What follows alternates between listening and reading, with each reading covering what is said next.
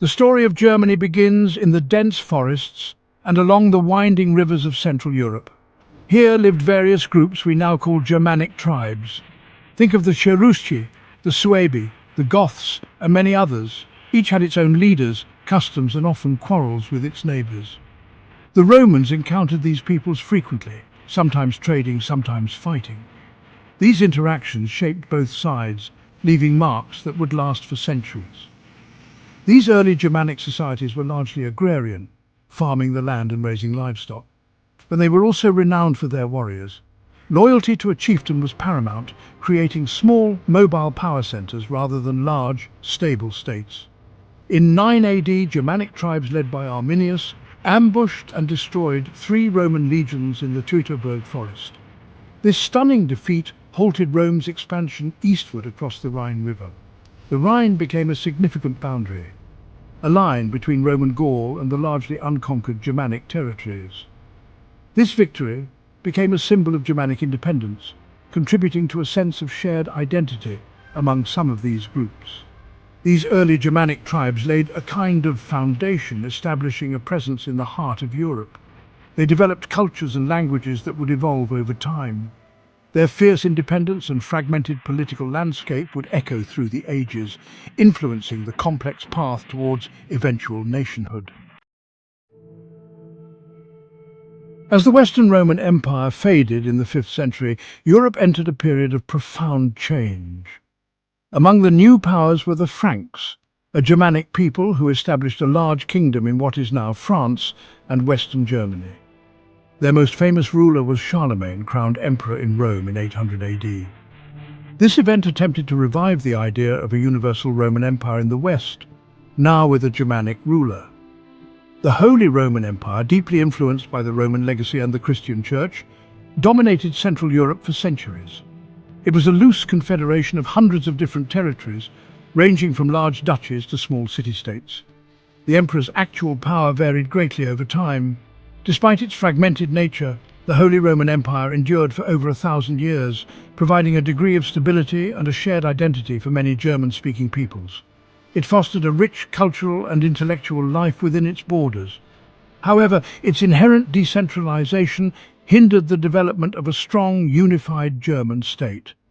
The legacy of the Holy Roman Empire is thus a mixed one, a grand idea of imperial unity and a reality of political fragmentation.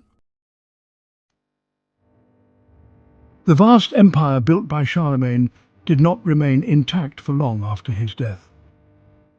Internal rivalries among Charlemagne's grandsons led to the Treaty of Verdun in 843 AD, dividing the Carolingian Empire into 3 separate kingdoms. Louis the German received East Francia, encompassing most of the German-speaking territories.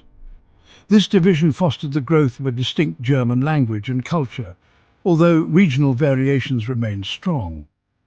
The Treaty of Verdun set the stage for the complex interplay of forces that would eventually lead to the birth of modern Germany. Centuries passed after the Treaty of Verdun. By the 18th and early 19th centuries, the Holy Roman Empire was weakening. Among the German states, Prussia emerged as particularly ambitious and dynamic. Under the Hohenzollern dynasty, Prussia expanded through diplomacy, strategic marriages, and military strength. Rulers like Frederick the Great turned Prussia into a major European power. The Napoleonic Wars brought about the final collapse of the Holy Roman Empire in 1806. After Napoleon's defeat, the German states were reorganized into the German Confederation in 1815. This loose association was dominated by the rivalry between Prussia and Austria. Otto von Bismarck, who became Minister-President of Prussia in 1862, was a master of realpolitik. He believed German unification would happen by iron and blood. Bismarck skillfully maneuvered Prussia through a series of diplomatic crises and wars, systematically strengthening Prussia's position. Prussia became the engine driving the historic process of German unification. The path to a unified Germany under Prussian leadership was paved with conflict. Otto von Bismarck orchestrated a series of wars to achieve his aims. The Austro-Prussian War in 1866 ended Austrian dominance in German affairs. The Franco-Prussian War in 1870 was another stunning success for the Prussian military. The shared experience of fighting and winning this war created a powerful surge of nationalist feeling across the German states. On January 18, 1871, the German Empire was proclaimed in the Hall of Mirrors at the Palace of Versailles. King Wilhelm I of Prussia was declared German Emperor.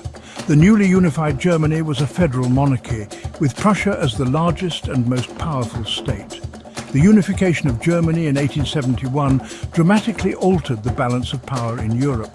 This event marked the birth of modern Germany, fulfilling the nationalist aspirations of many Germans.